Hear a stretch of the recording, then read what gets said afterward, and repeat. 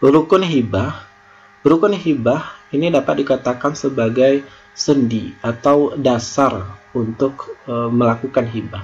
Tanpa adanya sendi atau dasar-dasar seperti wahib, mauhub lah, siqat, mauhub, hal ini tidak bisa dikatakan sebagai hibah karena ini termasuk dalam kepada rukun hibah. Rukun hibah, rukun menurut ajaran Islam itu merupakan hal yang pokok yang tidak boleh ditinggalkan. Contohnya saja itu dalam hal pelaksanaan sholat itu ada rukunnya itu surat Al-Fatihah. Tanpa membaca surat Al-Fatihah, sholatnya itu tidak akan sah. La sholata liman lam yaqra' bi Fatihatul Kitab. Begitu juga dengan rukun hibah ini. Kalau salah satu rukun ini tidak terpenuhi, maka ini tidak dapat itu dikatakan sebagai hibah. Rukun hibah yang pertama itu adalah mauhub. Mauhub adalah barang yang dihibahkan.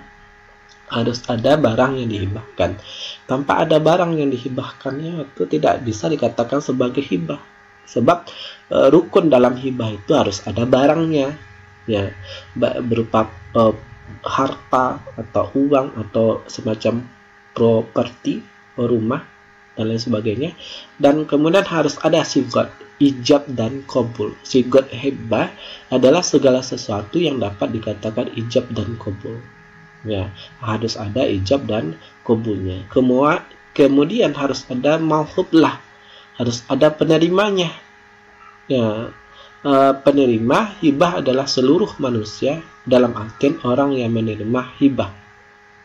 Itu adalah orang yang menerima hibah, itu maksudnya. Kemudian harus wahib, harus ada pemberinya.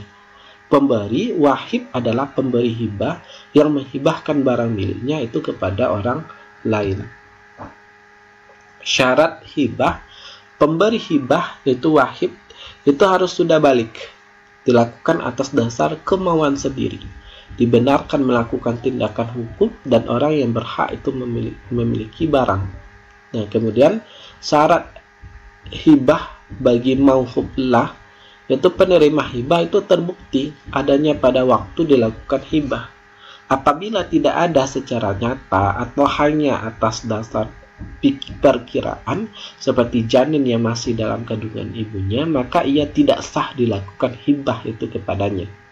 Kemudian syarat hibah yang bagi mauhub jelas terlihat wujudnya, barangnya terlihat wujudnya, barang yang dihibahkan memiliki nilai atau harga, betul-betul milik pemberi hibah dan dapat dipindahkan status kepemilikannya dari tangan pemberi hibah itu kepada penerima hibah. Dan kemudian syarat hibah selanjutnya itu harus ada akad. Harus ada akad ijab dan qabul. Misalnya si penerima menyatakan, saya hibahkan atau aku berikan tanah ini kepadamu. Si menerima menjawab, ya saya terima pemberian saudara. Harus ada akad ijab dan qabul. Macam-macam hibah, macam-macam hibah ada, yaitu hibah barang dan hibah manfaat. Hibah barang, memberikan harta atau barang itu kepada pihak lain yang mencakup itu materi dan nilai manfaat harta atau barang tersebut.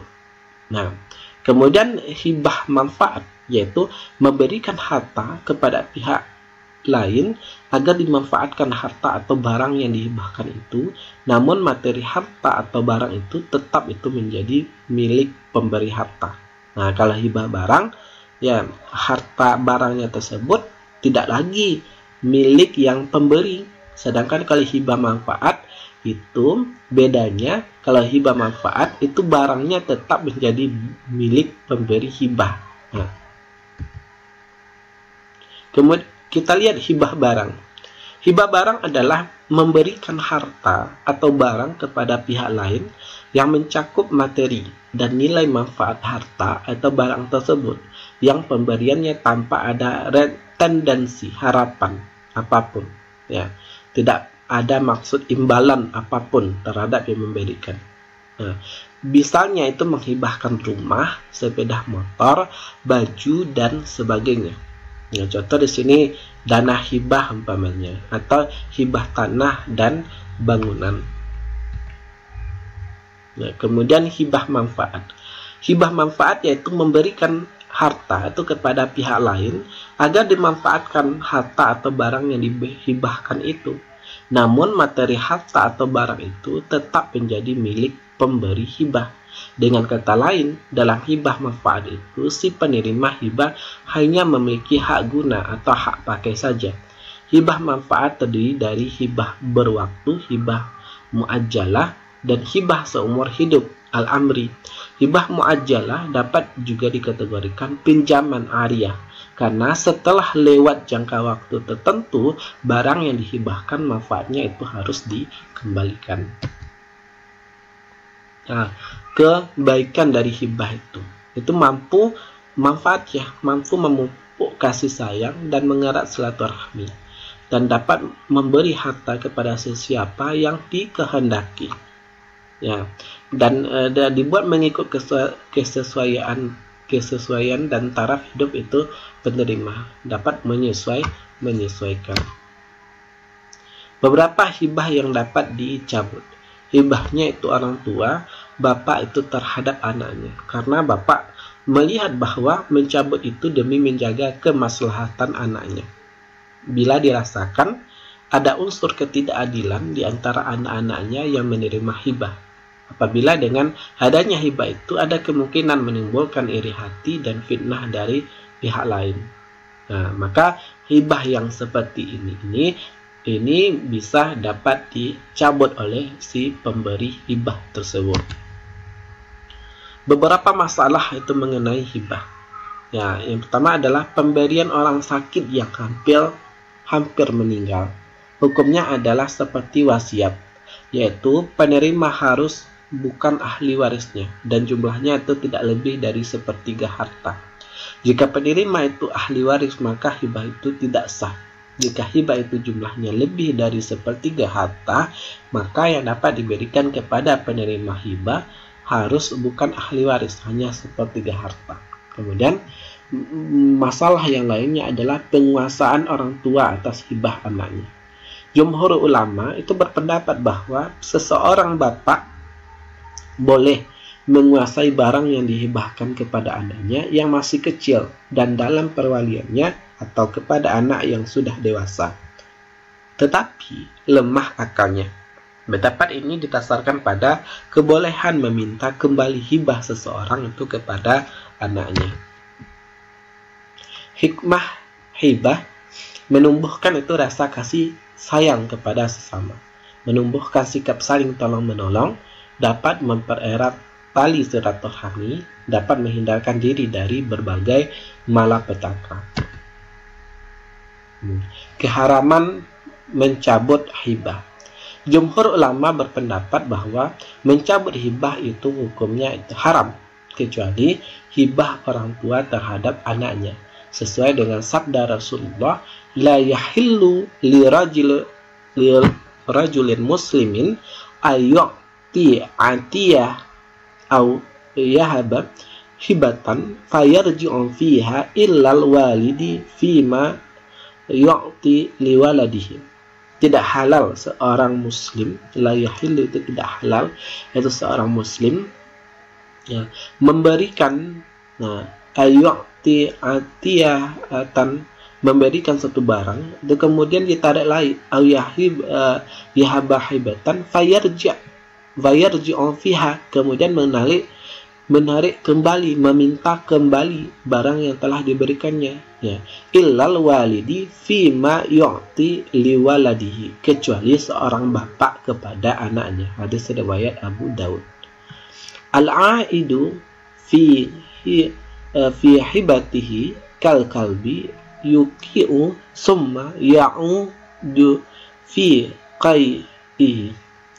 Muttafaqun alaihi. Orang yang menarik kembali hibahnya itu sebagaimana anjing yang muntah dimakannya kembali muntahnya itu.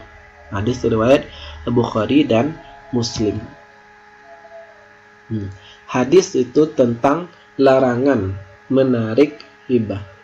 hadis yang diriwayatkan dari Umar ibn Abbas yarfa'anil hadisa qala la yahillu lirajulin ayyu'ti atiyatan summa yarji'u fiha illa alwalid fima yu'ti waladahu wa masalul ladzi yu'ti al-atiyata summa yarji'u fiha kamasalil kalbi akala hatta idza syabi'a qa'a summa 'ada fi qai'ihi.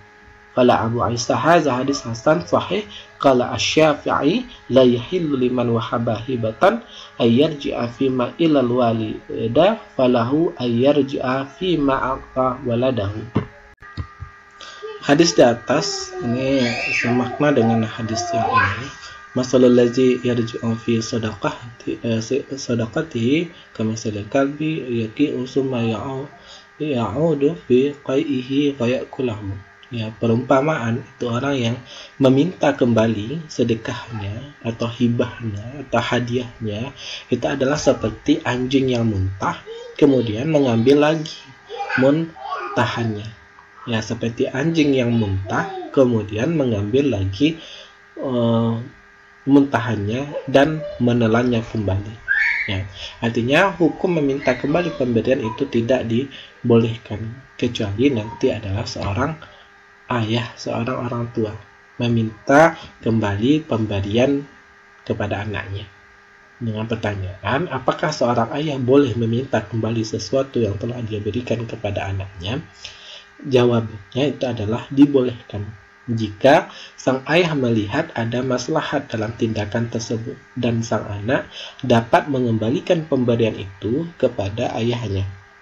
Hal ini berdasarkan sabda Nabi Shallallahu Alaihi Wasallam, ya, seorang Muslim tidak boleh menghibahkan sesuatu kemudian memintanya kembali kecuali orang tua atas apa yang diberikan itu kepada anaknya. Nah, ini bunyi hadisnya. An Ibnu Umar qala ja'a rajulun ila Nabi Shallallahu Alaihi Wasallam yasta'di ala walidihi.